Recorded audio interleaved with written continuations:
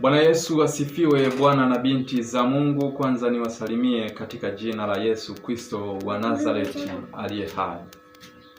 Kwa majina yangu naitwa Ayubu Lameki.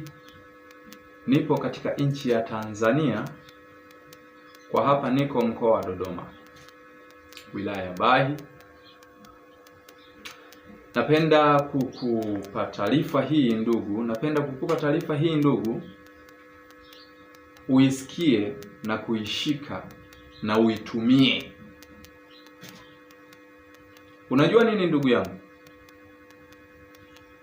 Kama huwa unasikia siku za mwisho tangu uanze kujielewa ufahamu wako, tambua ya kwamba siku ya mwisho imekaribia.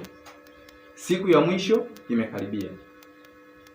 Matukio tu haya yanayoonekana ndani ya hii dunia, hata wewe unaweza ukajiuliza kwamba haya matukio hayakuwepo siku zile.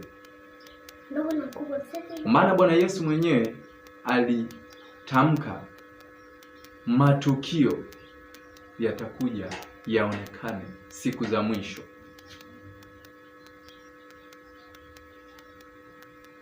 Siwezi kukwambia kwamba kesho kutwa au mwaka ujao Yesu anarudi, au kesho kutwa au usiku.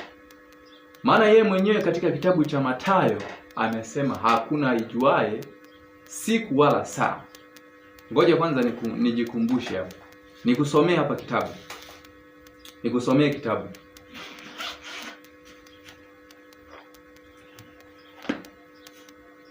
Mathayo 24 mstari wa 36 na kuendelea hapa mpaka nitakapoishia. Inasema hivi: walakini habari ya siku ile, saa ile, hakuna aijuaye, hata malaika walio mbinguni, wala mwana, ila Baba peke yake. Kwa maana kama vile ilivyokuwa siku za Nuhu, ndivyo kutakuwa kuja kwake Mwana wa Adamu.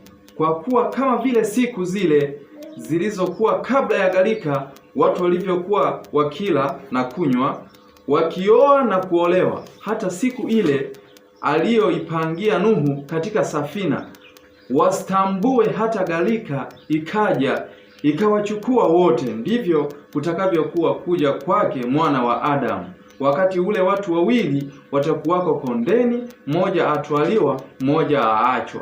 Wanawake wawili watakuwa wakisaga, mmoja atwaliwa, mmoja aachwa. Kesheni basi, kwa maana hamjui ni siku ipi atakayokuja Bwana wetu.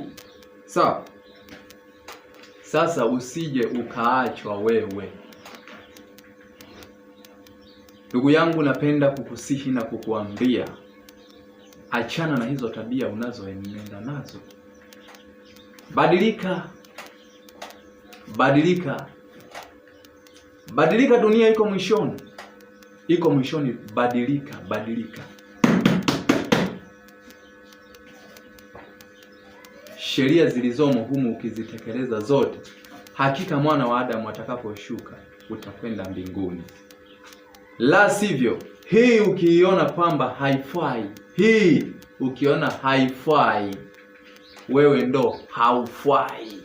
wewe ndo haufai. Badilika. Mtafute Yesu. Okoka mapema kabla hiyo siku haijafika. Ndugu yangu, kuna mateso makali yanakuja. Kuna shida na ziki kubwa inakuja.